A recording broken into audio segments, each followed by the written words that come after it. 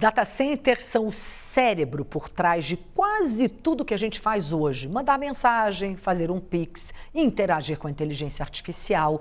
E 2 projetos de lei tramitam no Congresso para dar forma e direção a esse setor aqui no Brasil.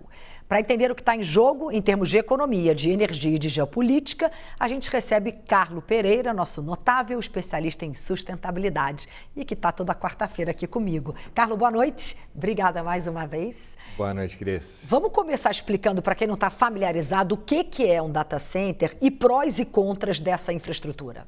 Vamos lá, Cris. Isso aqui está parecendo o programa esportivo, né? Porque a gente sempre fala das corridas globais, né? Essa é mais uma corrida, que é a corrida para a instalação, né, para a execução dos data centers. Data center nada mais é, como você bem comentou, o cérebro que está por trás de tudo que a gente faz, né? Seja o Pix, seja a AI que a gente vai usar, o ChatGPT, o Google, seja o que for, isso tudo está sendo armazenado em algum lugar, né?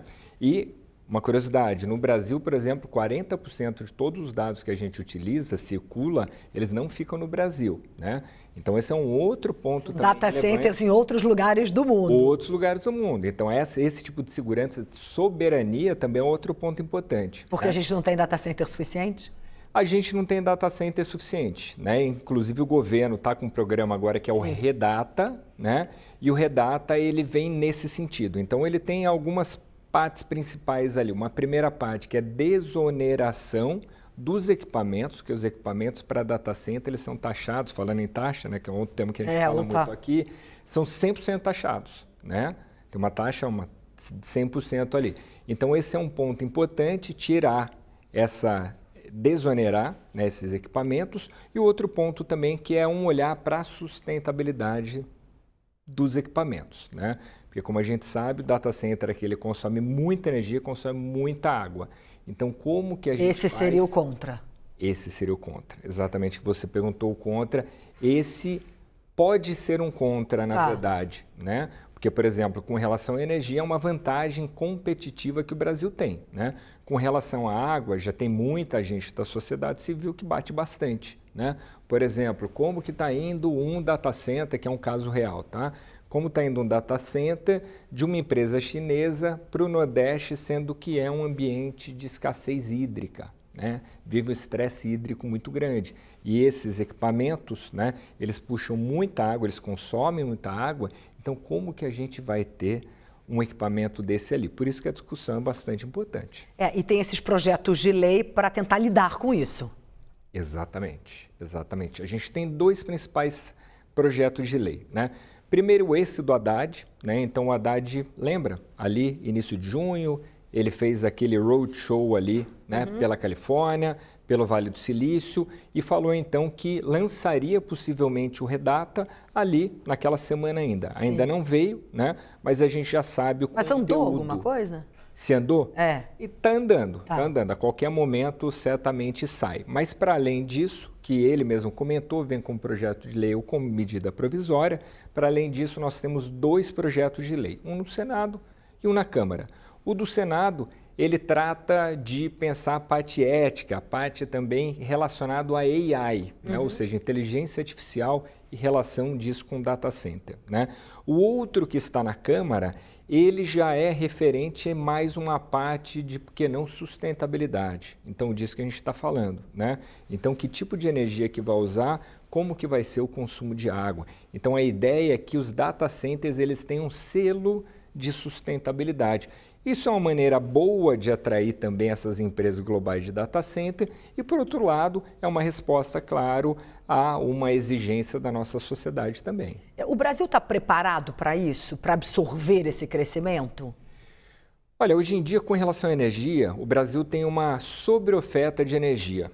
Tá? É claro que assim, a gente vai precisar de muito mais energia querendo atrair todo o data center que a gente quer atrair. Sim. Só para ter ideia, Cris, o que eu acho bastante impressionante, quando a gente pensa em mundo, hoje 2% da energia consumida já é consumida por data center, né? Nossa.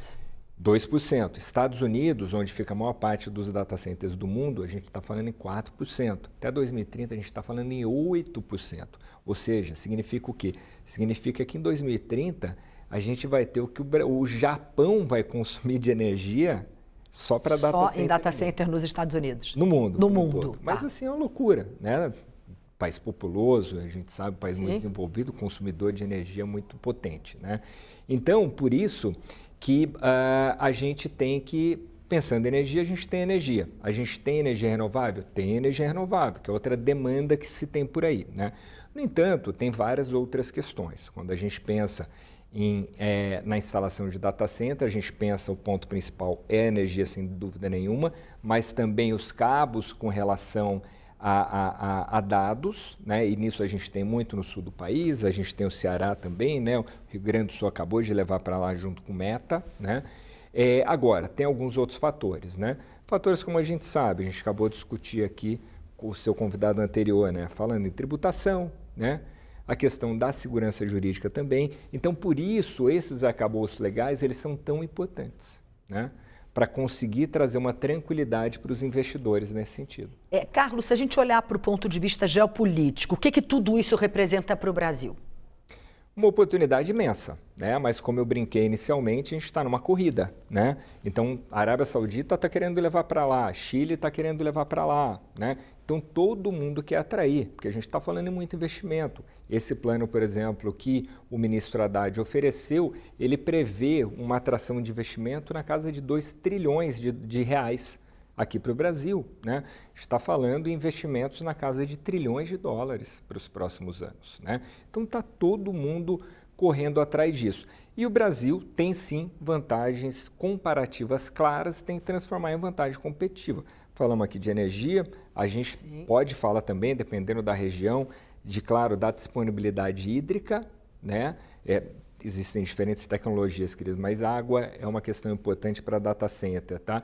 E a gente pode falar aqui também, independente da questão, né, de legislação, que a gente precisa lançar mão de uma legislação moderna, contemporânea, mas a gente está falando comparativamente num país bastante estável, né, e num país amigo de muita gente, amigo de todo mundo. Então, assim, se você pensa na soberania dos dados, por exemplo, é claro que você não vai querer deixar isso aí num país que você não tenha muita confiança, né? Sem dúvida. Então, por isso o Brasil está aí nessa corrida bem preparado, né? Agora, se vai chegar em primeiro, cabe a gente. Aguardemos, né? Cabe a gente, tem toda a razão. Carlos, obrigada, sempre um prazer ter você aqui. Até quarta que vem. Obrigado, Cris. Boa noite.